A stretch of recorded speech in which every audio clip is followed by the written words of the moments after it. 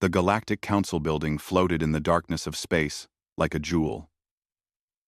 It had been there for 3,000 years, watching over thousands of worlds. Inside its halls, the most powerful species in the galaxy made decisions that affected trillions of lives. They called themselves peacekeepers. They said they brought order to chaos. Commander Thala sat in her chair at the council table. Her blue skin reflected the lights from the holographic displays around her. She was reading a report about humans, the newest species to ask for membership. The report made her nervous. Humans had only been in space for 200 years. In that short time, they had done things that worried the Council. They built weapons that could destroy entire planets. They fought wars among themselves, even while exploring the stars. They asked questions that no one wanted to answer. Every species the Council had ever met learned to be peaceful before going to space. Humans were different. "They are dangerous," said Chairman Vors. His voice echoed through the chamber. "We should reject their application." Other council members nodded. The Helix representative made clicking sounds of agreement. The Dreth ambassador raised all four of his arms in support. But Thala thought differently. She had studied humans for years. Yes, they were aggressive. Yes, they were unpredictable. But rejecting them would make them enemies.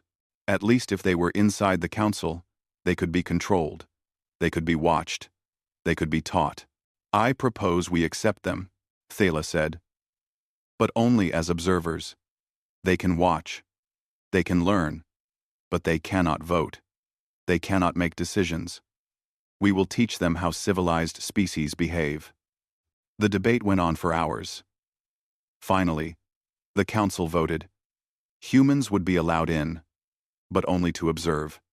They would sit in the gallery and watch real species do the important work. It seemed like a good compromise. 6 months later, Ambassador Sarah Chen arrived. She came with only 3 assistants. She wore a simple gray suit. She smiled a lot and thanked everyone for the opportunity. She seemed harmless. Thala watched Chen carefully during those first months. The humans sat in the observer's gallery every single day. She took notes on a tablet. She asked questions during the open sessions, but they were polite questions. Questions about procedure. Questions about history. Nothing aggressive. Nothing challenging. The council began to relax. Perhaps they had worried about nothing. Perhaps humans could be domesticated after all. Chen seemed eager to learn. She attended every session. She studied every document the council made public. She was a model observer. What Thala did not see was what Chen did after the sessions ended. The human ambassador had brought more than smiles and notebooks. She had brought human intelligence technology, equipment that could break encryptions, devices that could intercept communications, tools that humans had developed during their many wars. Chen was indeed taking notes, but not the kind the council expected. She documented every closed session she could access. She tracked money flowing between council members and corporations. She recorded conversations that were supposed to be private. She collected evidence of things the council did not want anyone to see. She saw how the Helix trade routes were designed to benefit council species corporations. Independent traders were pushed out through regulations and fees. The wealth flowed upward, always upward, to the council members themselves. She learned about Dreth. The planet had elected a government that wanted independence from council control. The council called them radicals. They sent peacekeepers. The elected leaders disappeared. A council-appointed administrator took control. The files called it stabilization. Chen called it by another name. She found records of resource extraction on dozens of worlds. Species that could not vote, that had no representation, watched as their planets were mined empty. The profits went to council corporations. The environmental damage stayed behind. When these species complained, they were told it was for the greater good, for peace, for order. Month after month, Chen collected evidence. Her team worked in secret. careful never to get caught. They built databases. They verified sources. They connected patterns that had been hidden for centuries. By the end of 6 months, Chen had something that no other species had ever possessed. She had a complete picture of what the Council really was. Not a federation of equals. Not peacekeepers. Something else entirely. She sat in her small quarters on the Council station and reviewed her findings. The evidence was overwhelming. The question was, what to do with it? Starting a war would be easy. Humans were good at war. But Chen had not come here to fight. She had come here to do something humans were even better at. She opened a new file on her tablet and began to write. Not a declaration of war. Not an angry speech. Something much more dangerous. She began to write questions. Simple questions. Questions with answers she already knew. Questions that would force the Council to either lie in public or admit the truth. Outside her window, the Council building glowed in the darkness. It looked peaceful. It looked eternal. Chen smiled slightly as she typed. Buildings that looked eternal had a way of crumbling once people started asking the right questions. The Council had feared humans would bring chaos. They thought chaos meant violence and disorder. They were about to learn that humans had a different kind of chaos in mind. The chaos of truth. The chaos of accountability. The chaos of being forced to explain yourself to those you had spent centuries exploiting. Chen saved her file and prepared for the next council session. Tomorrow, she would begin asking questions. And the council would begin to understand the mistake they had made. They had not invited humans to learn civilization. They had invited investigators to examine a crime scene. And humans were very, very good at investigations. The council chamber was full when Ambassador Chen stood up. It was an open forum day, when observers could ask questions. Most observers never used this time. They were too afraid, or too polite. Chen was neither. "I have a question about the Helix trade routes," she said. Her voice was calm and professional. "The documentation shows these routes pass through independent space. But 93% of the trade licenses go to council member corporations. Can you explain how this benefits the independent systems?" Chairman Vorse looked annoyed but answered smoothly. "The Helix routes are complex. They require proper management. Council corporations have the expertise and resources to maintain safe trade." Chen nodded and sat down. She did not argue. She did not accuse. She simply took notes. Several council members smiled. The human was learning her place. The next session, Chen stood again. This time, she asked about Dreth. "I am trying to understand the peacekeeping mission there. The planet held democratic elections. The winners wanted to renegotiate their council membership terms. 3 weeks later, peacekeepers arrived. The elected government was arrested for sedition. Can you help me understand the legal basis for this?" The mood in the chamber changed. This was not a polite question. This was getting close to criticism. Commander Thala answered this time. Her voice was cold. "The Dreth situation involved threats to regional stability. The details are classified for security reasons. This matter is outside human jurisdiction." Other now. The details nodding. First 40 and Tenjin. Also Dite. The details nodding. The details nodding. Again, Chen simply nodded and sat down. But now, other observers in the gallery were paying attention. The small species without votes, the ones who had learned to stay quiet, were listening carefully to what the human was asking. By the third session, Chen was not asking questions anymore. She was presenting evidence. She stood with her tablet and projected financial records onto the public display screen. The records showed money flowing from mining corporations on exploited worlds directly into accounts held by council members. "These are public financial disclosures," Chen said. "But when cross-referenced with corporate ownership records and resource extraction contracts, they show a pattern. Council members award contracts to companies they secretly own. The profits are enormous. The environmental damage to client worlds is catastrophic. Is the Council aware of this pattern? Vors stood up, his face dark with anger. You are out of order, Ambassador. Observers do not make accusations against the Council. Chen looked at him with calm eyes. I am not making accusations, Chairman. I am raising concerns about Council operations. The observer protocols specifically allow this. I am asking if the Council is aware of what its own public records reveal. The chamber erupted in arguments. Council members demanded Chen be silenced. But Chen had read every rule, every protocol, every line of procedure. She had not broken a single regulation. She had simply done what no one else had ever done. She had read the Council's own documents carefully and asked what they meant. Over the next weeks, Chen continued. She presented testimony from suppressed species. She showed videos of Council enforcers beating peaceful protesters. She displayed contracts that stripped resource-rich worlds of their wealth while leaving them with pollution and poverty. She documented bribes, corruption, and abuse of power going back hundreds of years. The Council tried everything to stop her. They cited procedural rules that did not actually exist. They claimed she needed special permission that no protocol required. They threatened to revoke humanity's observer status if she did not stay quiet. Chen's response was always the same. She would smile politely and cite the exact rule that allowed what she was doing. She would thank them for their concern. And then she would continue. You are destroying the Council, Thela said to her one day in private. Why? What do you gain from this? Chen looked at the commander with steady eyes. I am not destroying anything, Commander. I am showing what is already there. The Council destroyed itself a long time ago.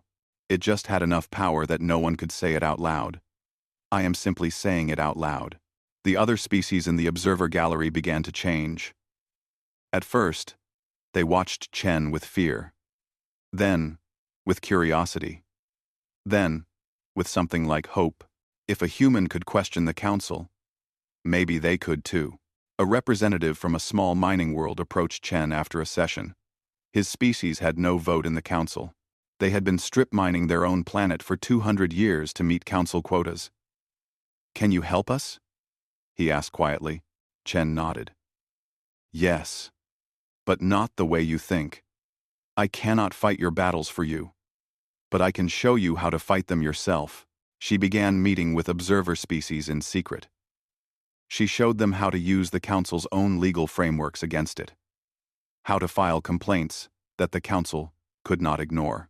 How to cite precedents that the Council had forgotten. How to make their voices heard even without votes. Within a month, the Council was flooded with formal legal challenges. Dozens of client species filing complaints, citing laws, demanding hearings. Each one perfectly formatted. Each one legally unassailable. The humans had taught them well. The Council called emergency sessions to discuss the human problem. They needed to act. They needed to silence Chen before this got worse.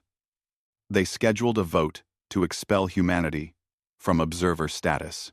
Thela read the proposal and felt something she had not felt in years. Doubt. Expelling the humans would look like exactly what Chen said the Council was. An organization that punished truth-telling, that crushed dissent, that maintained order through force rather than justice. But what choice did they have? If Chen continued, the entire Council system would collapse. 3,000 years of peace would end. Chaos would return to the galaxy. The vote was scheduled for the following week.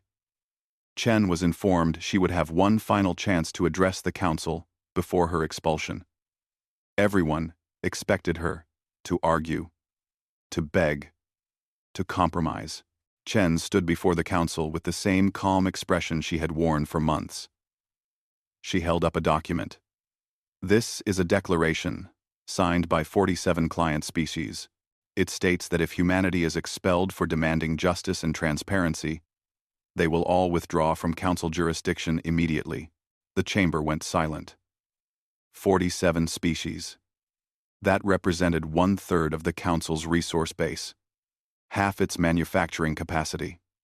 The economic impact would be devastating. "You can silence me," Chen said quietly. "But you cannot silence everyone. The chaos you feared from humanity is not what you thought. We are not chaotic.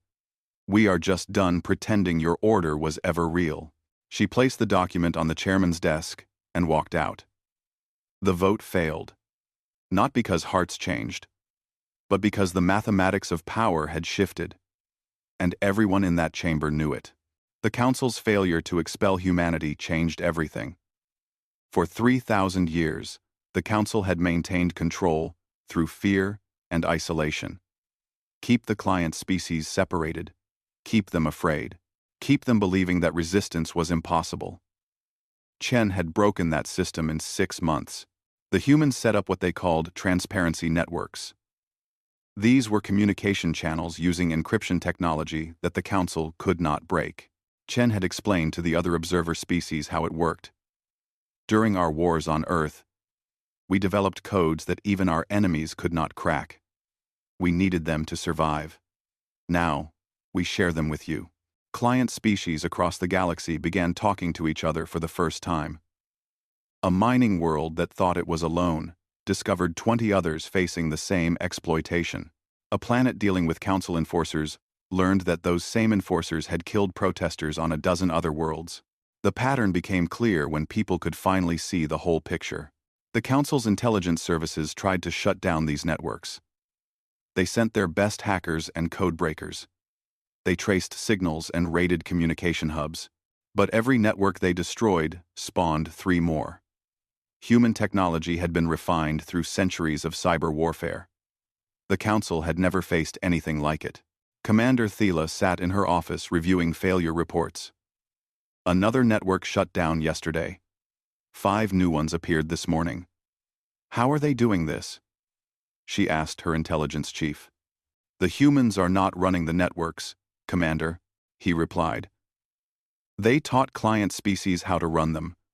When we shut one down, the locals build new ones. We cannot arrest everyone. That was the problem. The humans had not created a human resistance movement. They had taught others to resist. And there were billions of others. The legal challenges grew worse. Client species were using Council law itself as a weapon. They filed complaints about broken treaties. They cited precedents from centuries ago that the Council had forgotten. They demanded hearings, investigations, and reviews. Most damaging, they were winning. Not every case, but enough. Because once Chen had shown them where to look, the evidence was overwhelming. The Council had documented its own crimes for 3,000 years, never thinking anyone would have the courage or knowledge to use those documents against them. A small agricultural world named Plenix won a landmark case. They proved the Council had violated a treaty by taking 90% of their grain harvest for 2 centuries. The Council had kept only the enforcement parts of the treaty on record, but humans had taught the Plenix how to search Council archives. They found the original treaty with different terms. The ruling ordered the Council to pay back 200 years of stolen grain. In money, it was more than the entire Council treasury. The ruling was impossible to enforce, but that did not matter. What mattered was that a client species had defeated the Council in the Council's own courts. Protests began. Before Chen, protests on client worlds were isolated and easy to suppress. Now, they were coordinated. When Council enforcers deployed to one world, protests erupted on 5 others. The enforcers could not be everywhere at once. Chairman Vors decided to make an example. 3 worlds were showing the strongest resistance: Krell, Martin, and Dendus. He ordered Commander Thela to deploy enforcers to all 3. "Crush these protests," he commanded. "Remind them what happens when they challenge us." Thela followed her orders. Enforcers landed on all 3 worlds. They arrested protest leaders. They dispersed crowds with force. They restored order the way the Council had always restored order. The humans responded by broadcasting everything. Every arrest was recorded. Every beating was filmed. Every enforcer's statement was documented and spread across 1,000 worlds through the transparency networks. The images were brutal. They showed what the Council really was when its authority was challenged. Public opinion across the galaxy shifted. Species that had supported the Council began asking questions. Even some Council member species started to feel uncomfortable. Their citizens saw the videos. They asked why their government was supporting this. Thela met with Chen in a private room. "You are destroying the peace," the commander said. Her voice was tired. 3,000 years of stability. You will bring war. Chen shook her head. There was no peace, Commander. There was silence. Silence enforced by violence. That is not the same thing. What do you want? Thela asked. Tell me what would make you stop this. I want what you said the Council already provided, Chen replied. Justice. Equality. Fair representation. The things the Council claims to stand for. I want you to actually be what you pretend to be. That is impossible, Thela said. The system cannot work that way. Then the system is broken, Chen said simply. And broken things need to be replaced. The Council called an emergency summit of all member species. They needed to discuss the human problem and find a solution. The summit was held on the Council station. With heavy security, no observers were allowed. Inside the summit, the debate was fierce. Some Council members wanted to use military force to crush the resistance movements. Others argued for reforms, small changes that might satisfy the protesters. A few suggested negotiating with humanity. Chairman Vors stood before them all. The question is simple, he said. Do we maintain order, or do we allow chaos? If we give in to these demands, every species will want the same. The Council will fall apart. We must be strong. The summit voted to authorize military action. Not just enforcers this time. Real military forces, warships, orbital bombardment capability. They would make one final, overwhelming show of force. The client species would submit or be destroyed. Commander Thela left the summit feeling sick. She was a soldier. She followed orders, but she could not shake Chen's words. What if there had been no peace? What if it had all been a lie? She returned to her quarters and did something she had never done before. She accessed the Council archives using her high-level security clearance. She started reading the classified files. The real records that were never made public. What she found made her blood run cold. The Council had not brought peace to the galaxy. It had conquered the galaxy and called it peace. Every client species had been forced to join through military pressure or economic blackmail. The treaties were surrender documents with diplomatic language. Thela read reports of rebellions crushed, of entire populations relocated, of leaders assassinated, of cultures destroyed because they would not comply. All of it justified, in the name of order. All of it hidden in classified files. She thought about her entire career, every mission she had commanded, every time she had enforced Council law. She had thought she was keeping the peace. Now, she saw she had been enforcing an empire. The military deployment orders came through the next day. Thela read them carefully. They authorized lethal force. They authorized orbital strikes on civilian targets, if ground resistance continued. They authorized mass arrests without trial. She sat at her desk for a long time, looking at those orders. Then she stood up and walked to the communication center. She encrypted a message using a channel she was not supposed to know existed. A human transparency network. Ambassador Chen, she wrote. We need to talk. The Council is coming with warships. You have maybe 2 weeks. She sent the message and waited. She had just committed treason against the only government she had ever served. But Chen was right about one thing. Broken things needed to be replaced. And Thela had finally admitted what she had refused to see for her entire life. The Council was broken, and she had been one of the people who broke it. Ambassador Chen read Commander Thela's warning and immediately called an emergency meeting with representatives from the 47 client species. They gathered in a secured location on a neutral station. The mood was tense. Everyone knew war was coming. The Council is sending warships, Chen told them.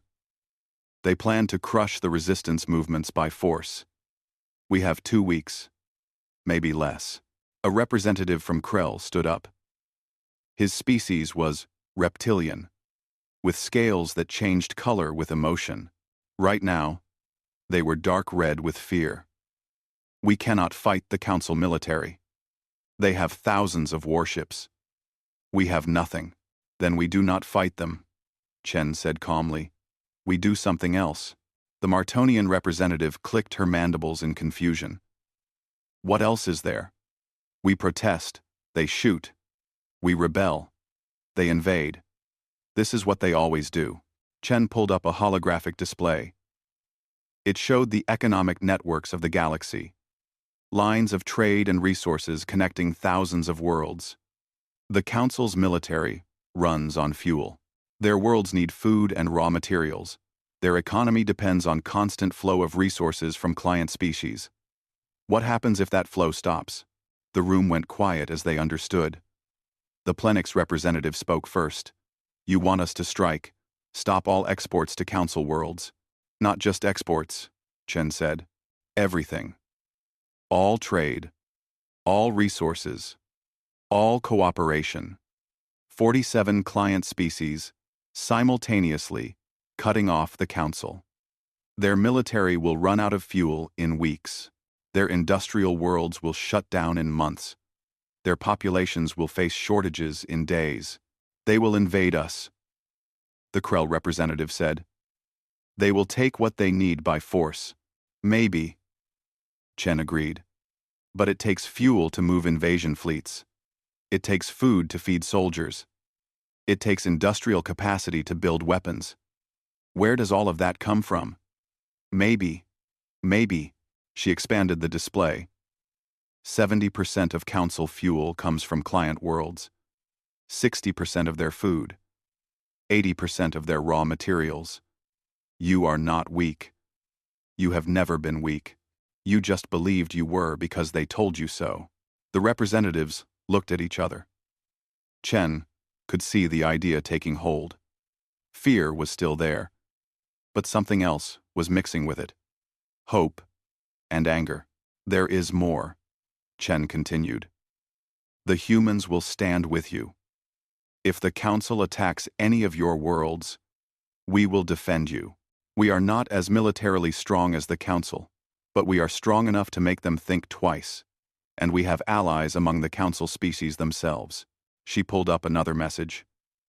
It was from Commander Thela. Some members of the Council military are questioning their orders. They are seeing the same evidence you have seen. They are starting to understand what they have been serving. When the strikes begin, some of them will refuse to fight. The planning took the entire night. Each species would stop all exports on the same day. They would announce it publicly, through the transparency networks. They would invite their citizens to participate in what humans called a general strike. No work for Council contracts, no trade with Council corporations, nothing. The Dendu's representative raised a concern. Our people depend on Council currency for trade. If we stop trading, we stop eating. That is why we start mutual aid networks, Chen explained. Your world has food. Krell has fuel. Marton has medicine. You trade with each other directly, cutting out the Council middlemen. Humans will provide technology for secure trading platforms. Over the next 2 weeks, the plan spread across 47 worlds. Workers on mining planets prepared to walk off their jobs. Farmers prepared to stop shipments. Port workers prepared to refuse Council cargo. It was coordinated through the transparency networks, moving too fast and too distributed for Council intelligence to stop. The Council remained unaware. They were focused on their military deployment, confident that a show of force would end the resistance. Chairman Vorse gave speeches about restoring order. The Council media talked about the need for strong action against radical elements. On the appointed day, everything stopped. 47 worlds went silent. No ships launched. No resources flowed. No trade happened. The Council's economic arteries were cut all at once. The response was immediate and catastrophic. Fuel prices on Council worlds tripled in hours. Industrial production began shutting down. Food shipments were delayed. The Council's population, used to abundance, suddenly faced empty shelves and long lines. Chairman Vors ordered the military to seize the resources by force. But Commander Thiela's warning had been accurate. When the orders came down, a third of the military officers refused. They had seen Chen's evidence. They had watched the videos of enforcers beating protesters. They had questioned what they were really fighting for. Some military units simply stood down. Others actively defected, joining the striking worlds to defend them. The Council's overwhelming military advantage suddenly looked much smaller. The Council tried to adapt. They offered concessions. 3 more species would get votes. There would be investigations into corruption. Things would change. They promised. Please, just end the strikes. Chen's coalition rejected the offers immediately. She broadcast the response across every transparency network. The Council offers crumbs and calls it reform. They offer token votes while keeping real power. They offer investigations they will control. This is not change. This is a bribe. We reject it. Instead, she presented the full demands. Universal suffrage for all species. Complete transparency in Council operations. Independent oversight of all peacekeeping forces. War crimes. Tribunals for past atrocities. Reparations for exploited worlds. And complete dissolution of the Council power structure, to be replaced by a true federation of equals. Chairman Vors called the demands impossible and destabilizing.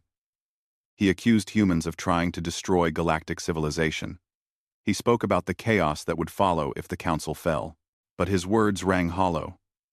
The chaos had already arrived, and it was not what he had predicted. The striking worlds were not descending into violence. They were organizing. They were trading with each other. They were defending themselves. They were building something new while the Council crumbled. Commander Thiela met with Chen one final time before making her decision.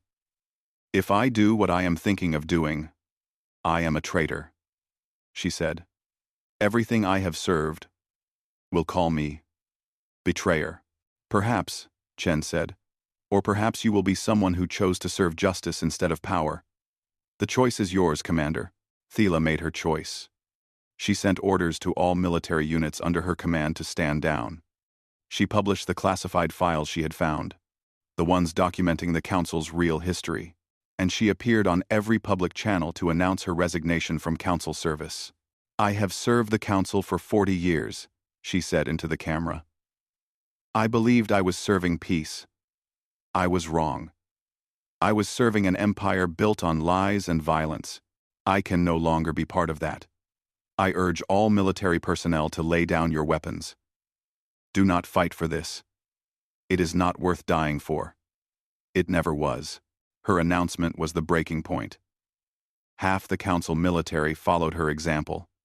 Suddenly, the Council had no enforcement capability. No way to take the resources by force. No way to maintain control. Within a week, Council worlds were facing severe shortages. Their populations were protesting now, demanding their government negotiate. The Council's member species began withdrawing support. The economic mathematics were simple. They needed the client worlds more than the client worlds needed them. 3 months after the strikes began, Chairman Vors sent a message to Ambassador Chen. It was short and bitter. You win. We will negotiate. Chen read the message and allowed herself a small smile. The judgment had come. Not through human weapons. Not through human conquest. Through humans simply showing the oppressed that they had power they never knew they possessed. She sent a reply immediately. Negotiations will be held on Earth. All species equal. No special status for former council members. Come ready to build something better than what you destroyed. The council that had ruled for 3,000 years was finished. What came next would be decided by everyone it had once ruled. The negotiations took place on Earth, in a city called Geneva. It was a symbolic choice. Humans had once negotiated peace treaties there after terrible wars. Now, they would host the galaxy doing the same thing. The building was large but simple. No floating platforms. No holographic displays of power. Just a circular table with seats for every species. Former council members sat next to species they had once ruled. Everyone had the same chair. Everyone had the same voice. Ambassador Chen moderated the sessions. She had insisted on this role not to control the outcome but to ensure fairness. Former Chairman Vor sat across from her, looking older and tired. Commander Thela sat beside him, no longer in uniform. The first week was difficult. Former council members wanted to negotiate from a position of strength they no longer had. They proposed modified versions of the old system with slightly more representation for client species.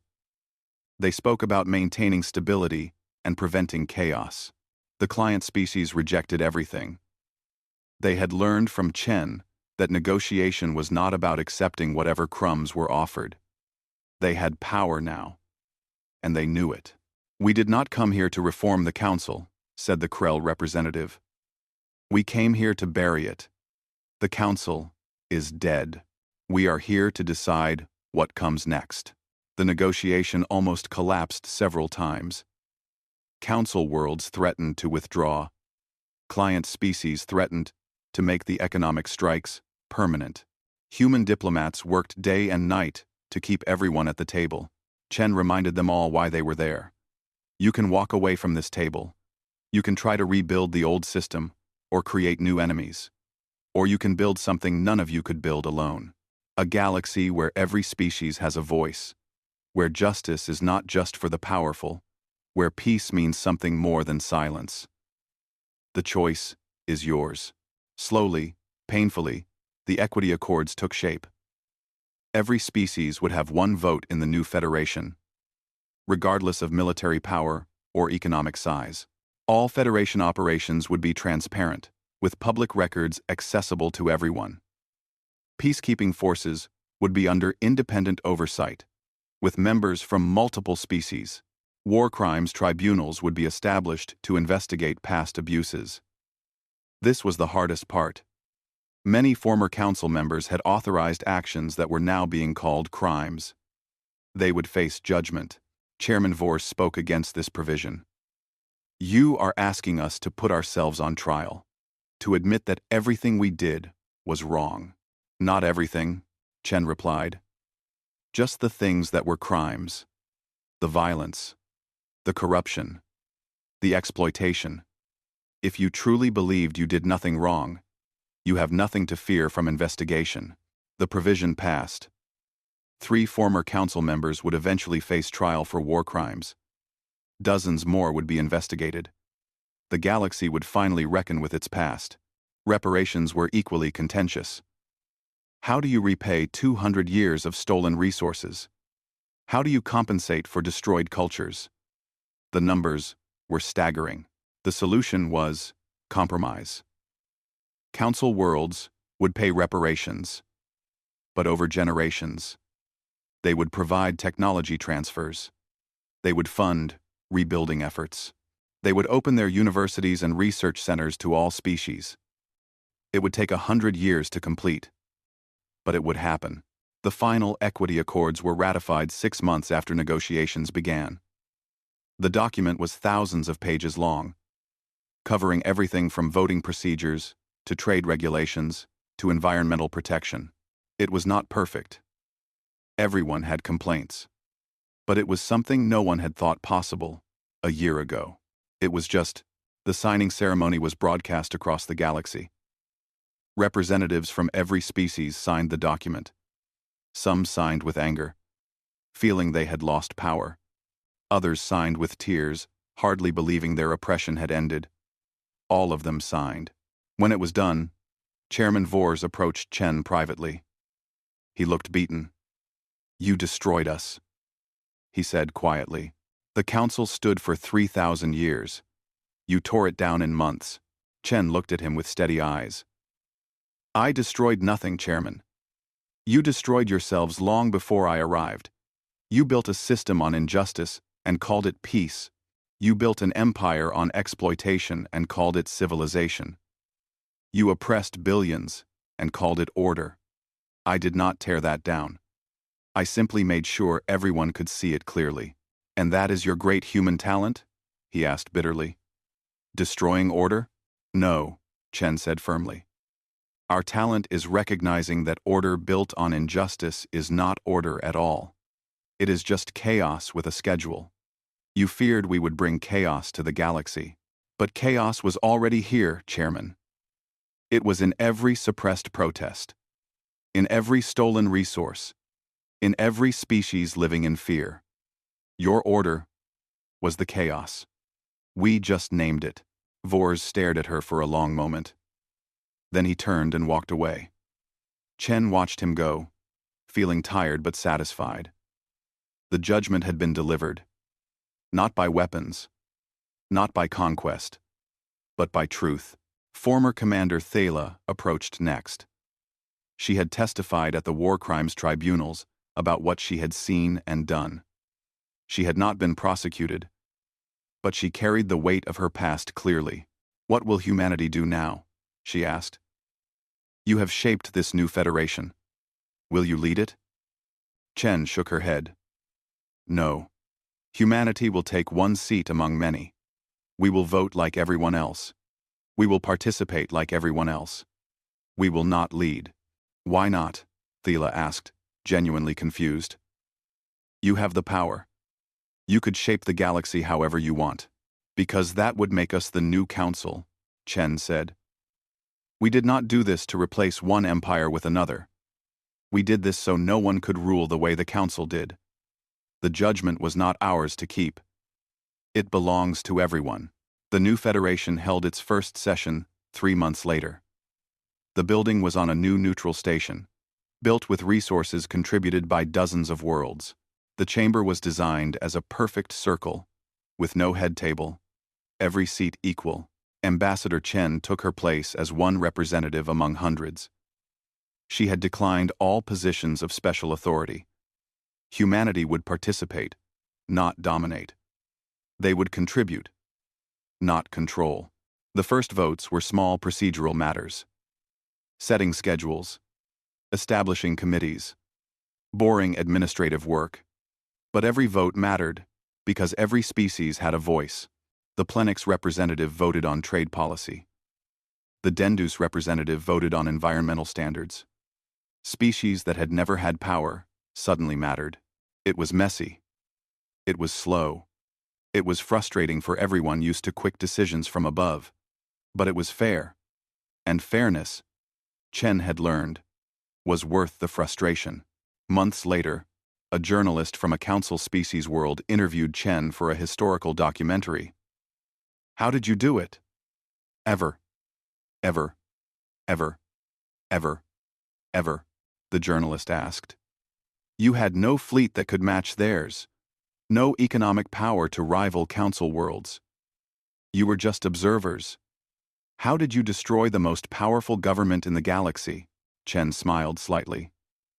We did not destroy them. We documented them. The council destroyed itself millennia ago when it chose power over justice. They just had enough force that no one could say it out loud. We simply ensured everyone could see the truth. We brought receipts. Receipts? The journalist asked, confused by the human term. Evidence, Chen explained. Documentation. Proof. We did not bring chaos to the galaxy. We did not bring war. We brought accounting. We showed everyone the costs of the council's peace. Once people saw the real price, they decided it was too high. The documentary ended with footage of the new federation in session. Hundreds of species working together, arguing, voting, building something new. It was chaotic in its way. But it was honest chaos. The chaos of democracy. The chaos of freedom. The final words of the documentary were Chen's. The Council feared humans would destroy their civilization. But we do not destroy civilizations. We audit them. And when we find they are built on lies and blood, we hand the findings to those who were lied to and bled. What they do with that information is up to them. We just make sure they have it. The galaxy learned its lessons slowly. Humans did not start the chaos. Humans walked into rooms where chaos had been wearing a suit and using a gavel for 3,000 years. They documented it. They named it. They made sure everyone could see it clearly. That was the human talent. Not war, not conquest, not destruction. Accountability. And in a galaxy that had run on unaccountable power for millennia, that was the most dangerous weapon anyone had ever brought to the table.